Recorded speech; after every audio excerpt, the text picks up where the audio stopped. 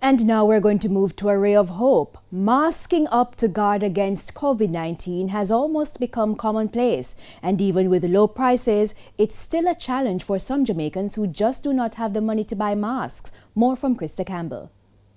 Caring for the homeless 6 days a week has been the mission of the Friends in Need charity in Manchester for over the past 10 years.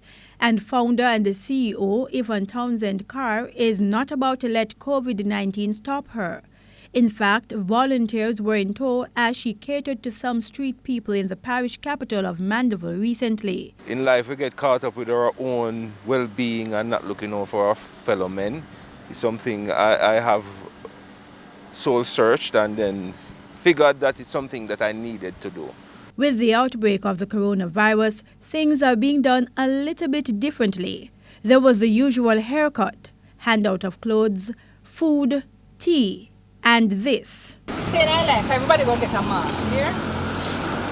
You have mask? Yeah. Oh my God, thank you, man. Not even food street, no man like the mask. Yeah, why is the mask important to you? Because the mask protect you from the disease that go around. And it is very serious. A lot of people not take it serious. We don't have anybody going around giving out these things. No time at all.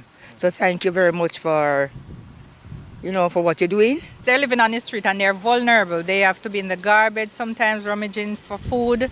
And, we try to educate them, tell them how important it is and to keep themselves as clean as possible. So giving them the gloves and the masks, and the food, ensure that they themselves are protected. Yvonne Townsend Carr says the pandemic has increased the needs of persons on the streets and she needs more hands to help. We find that volunteers are scarce because our volunteers are usually the elderly and so they have to be in. So we're imploring on persons to come out and help with food and time and, give off your resources. Prior to the crisis, we fed 35 to 40. Now we're up to 60.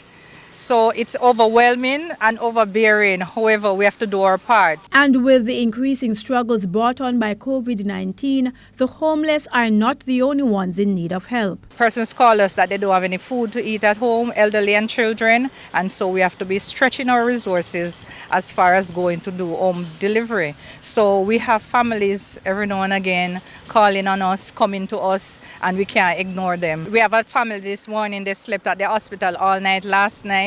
A family of 3, 2 children and a mother, and they came and they don't have any food and nothing at all at home because she said she was the breadwinner. She has lost her job during this COVID-19 scenario. So the needs are varied. With a ray of hope, I'm Krista Campbell.